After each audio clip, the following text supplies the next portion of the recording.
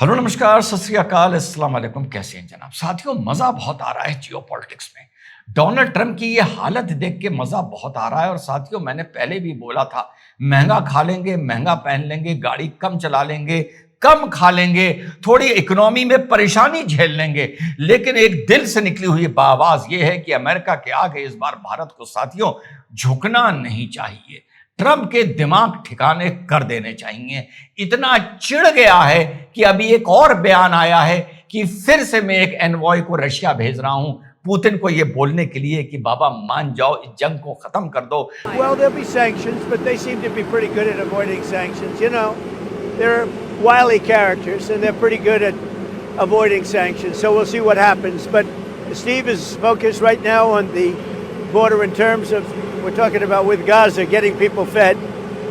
And he may be going, I think next week, Wednesday or Thursday, may be going to Russia. ताकि मेरा Nobel peace prize मुझे मिल जाए। Nobel prize की भीख मांग रहा है व्हाइट हाउस। यकीन नहीं है ना आप लोगों को? देखिए। The president has now ended conflicts between Thailand and Cambodia, Israel and Iran, Rwanda and the Democratic Republic of the Congo, India and Pakistan, Serbia and Kosovo, and Egypt and Ethiopia. This means President Trump has brokered, on average, about one peace deal or ceasefire per month during his 6 months in office. It's well past time that President Trump was awarded the Nobel Peace Prize. जी हाँ साथियों, आज तक जीवन में ऐसा नहीं देखा होगा आप लोगों ने। और इससे पहले आगे बढ़ूं साथियों, आज 8:30 बजे डॉक्टर रिजवान रूबरू, मेरे डिस्क्रिप्शन में और मेरे पिन में इसका लिंक है। प्लीज मेरे दूसरे चैनल को प्लीज सब्सक्राइब करें। 8:30 बजे आप लोगों से डायरेक्ट रूबरू होगा। तो साहब, डोनाल्ड ट्रंप ने चिढ़ के अपने ट्रूथ सोशल पर एक ट्वीट किया। ट्वीट मतलब अपलोड किया।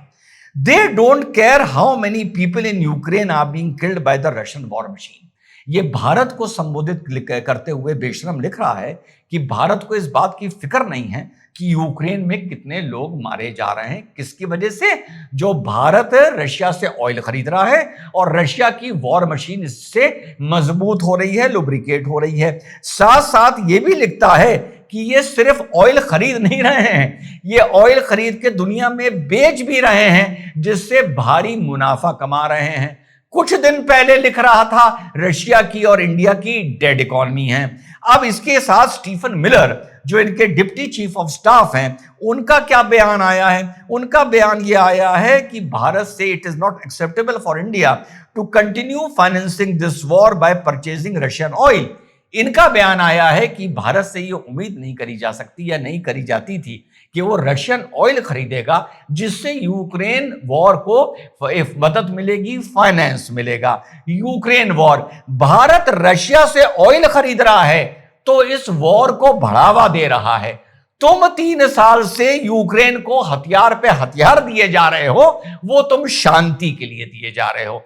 पहले तुमने यूक्रेन को लॉलीपॉप दिया नेटो ज्वाइन करने का, ताकि एक नेटो कंट्री रशिया के बॉर्डर तक पहुंच जाए।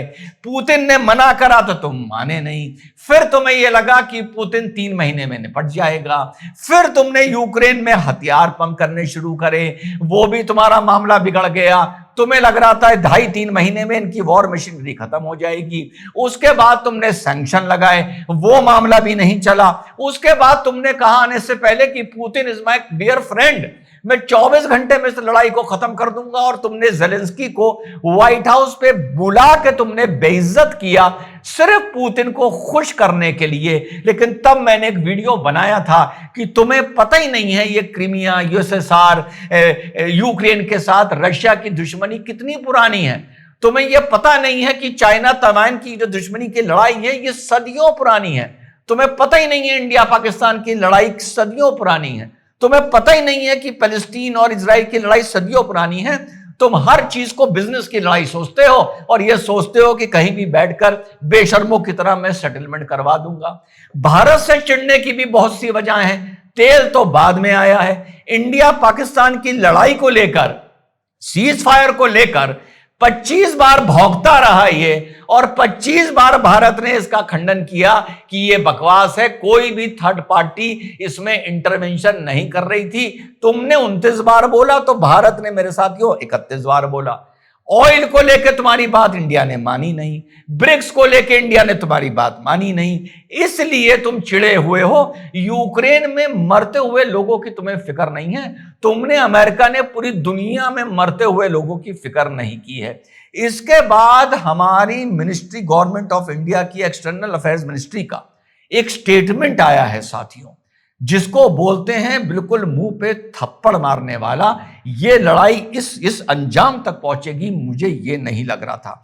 क्या लिखा है स्टेटमेंट में? पहले तो हमारी सरकार लिखती है कि किस तरह से भारत को टारगेट किया जा रहा है रशिया को लेकर, रशिया से जो हम ऑयल खरीद रहे हैं। उसके बाद भारत लिखता है कि हमारी जो भी कंज्यूमर नीड होगी, जो भी एनर्जी नीड होगी, हम उस हिसाब से अपनी परचेजेस करेंगे। किससे खरीदना है, क्या खरीदना है, ये हमारा आउटलुक है। उसके बाद the European union in 2024 had bilateral trade of euro 67.5 billion in goods with Russia। Euro 67.5 billion की यूरोप ने रशिया से गुड्स खरीदी है। In addition the trade in service was estimated to be 17.2 billion euro in 2023। This is significantly more than India's total trade with Russia that year.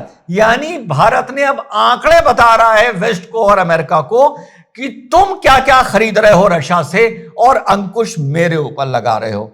European imports of LNG in 2024 in fact reached a record 16.5 million tons, surpassing the last record of 15.2 million tons in 2022 जो इन्होंने Russia से खरीदा है। उसके बाद Europe and Russian trade includes not just energy but fertilizers, mining products, chemicals, iron and steel and machinery and transport equipment। तुम क्या क्या रशिया से खरीद रहे हो? Where the United States is concerned, it continues to import from Russia uranium hexafluoride for its nuclear industry, palladium for its EV industry, fertilizers as well as chemicals। ये जवाब दिया है फाइनली भारत ने अमेरिका और यूरोप को कि अपने पहले गिरेबान में झांक कर देखो, फिर मुझे इस बात की हिदायत देना कि मैं वॉर मशीन को फाइनेंस कर रहा हूं या नहीं कर रहा हूं। और वीडियो खत्म करूंगा ये बताते हुए कि आप लोगों को ताज्जुब होगा, जब अमेरिका यूएसए पर, रशिया पर सैंक्शन लगा रहा था, ऑयल की परचेज पे सैंक्शन लगा रहा था, तो रिपोर्ट्स ये भी बताती हैं कि अंडर टेबल भारत से कहा गया था कि आप रशियन ऑयल खरीद के यूरोप में एक्सपोर्ट करते रहिएगा, ताकि इस लड़ाई के चलते दुनिया का जो ऑयल ट्रेड है या ऑयल मार्केट है वो स्टेबलाइज्ड रहे। और उसके बाद भारत ने रशिया से खरीद के दुनिया में बेचना शुरू किया। तुम वही तेल भारत से इसीलिए खरीद रहे थे क्योंकि तुम्हारी प्लानिंग ही ये थी कि तुम रशिया पर सैंक्शन लगाओ पर भारत से घूम के ऑयल खरीदो। आज तुम भारत को यह हिदायत दे रहे हो। फिर से दोहरा दूं, कम खा लेंगे, महंगा खा लेंगे, महंगा पहन लेंगे, गाड़ी कम चला लेंगे। इस बार भारत को अमेरिका के सामने झुकना नहीं चाहिए। जय हिंद, वंदे मातरम, खुदा हाफिज।